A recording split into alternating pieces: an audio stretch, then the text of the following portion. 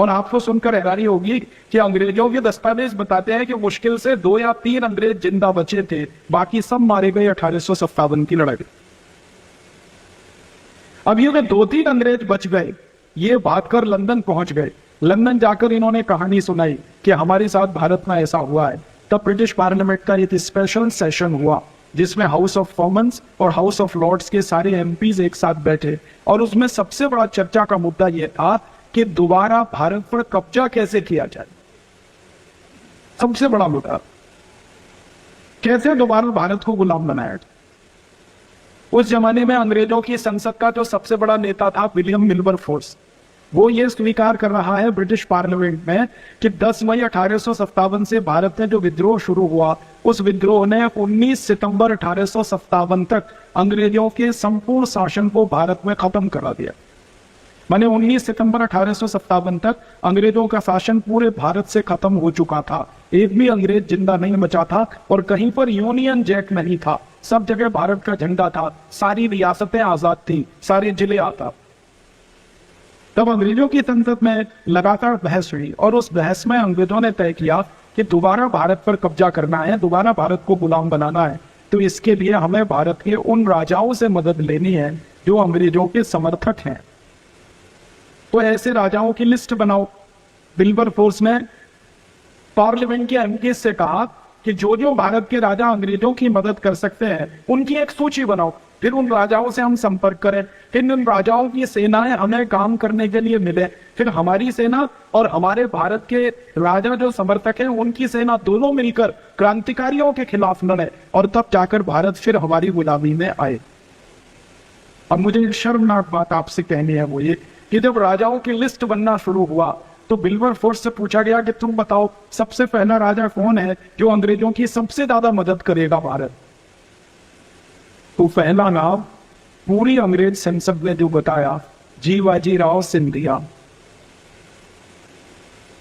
मुझे ये नाम लेते हुए बहुत शर्म आती। अंग्रेजों का कहना था कि जीवाजी राव सिंधिया का खून ऐसा है जो हमेशा अंग्रेजों की तरफदारी ही करेगा, कभी भी भारत के साथ में नहीं रहेगा। तो जीवाजी राव सिंधिया को चिट्ठी लिखी गई और उस चिट्ठी की कॉपी हमारे पास। उस चिट्ठी में अंग्रेजों ने कहा जीवाजी राव सिंधिया से कि आप हमारी क्या मदद करेंगे, हम भारत पर दोबारा हमला करना चाहते हैं। तो जीवाजी राव सिंधिया का उत्तर था कि मेरी पूरी सेना अंग्रेजों की सेवा में लगी रहेगी, आप उस सेना की मदद से क्रांतिकारियों को मारो, पीटो, खत्म करो और फिर भारत पर कब्जा करो।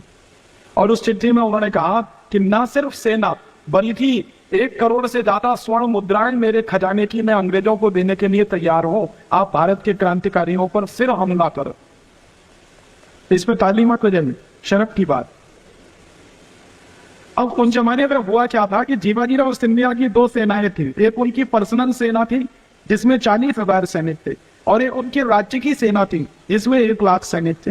1 लाख सैनिकों की राज्य की सेना और 40,000 उन्होंने अपनी व्यक्तिगत सेना, दोनों मिलकर 1,40,000 सैनिकों को अंग्रेजों के हवाले कर दिया था, और करोड़ों स्वर्ण मुद्राएं भी अंग्रेजों को दे दी थी क्रांतिकारियों को मारने के लिए।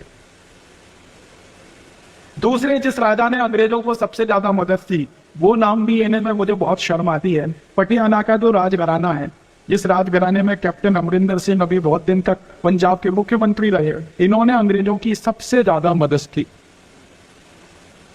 पटियाला राजघराने ने 80,000 से ज्यादा सैनिक अंग्रेजों को दिए क्रांतिकारियों को मारने के लिए। तीसरा जो राजघराना था जिसने अंग्रेजों की सबसे ज्यादा मदद की, वो जींद है। जींद हरियाणा में एक रियासत हुआ करती। चौथा राजघराना है वो नाभा है। नाभा पंजाब में एक बड़ी रियासत थी। 5वां राजघराना है वो निजाम हैदराबाद का है, सालार जंग, वो आप जानते ही हैं दक्षिण भारत का।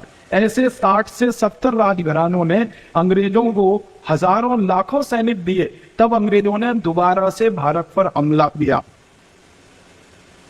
और ये हमला 1 नवंबर 1857 से शुरू होकर 1 नवंबर 1858 तक चला। और इस हमले में झांसी की रानी लक्ष्मीबाई शहीद हुई, इसी हमले में तात्या टोपे शहीद हुए, इसी हमले में नाना साहब पेशवा शहीद हुए, इसी हमले में वासुदेव बलवंत फड़के शहीद हुए, इसी हमले में चौधरी लियाकत अली शहीद हुए, इसी हमले में अजीमुल्लाह शहीद हुए, और इन्हीं हमलों में 7,32,780 क्रांतिवीर शहीद हुए।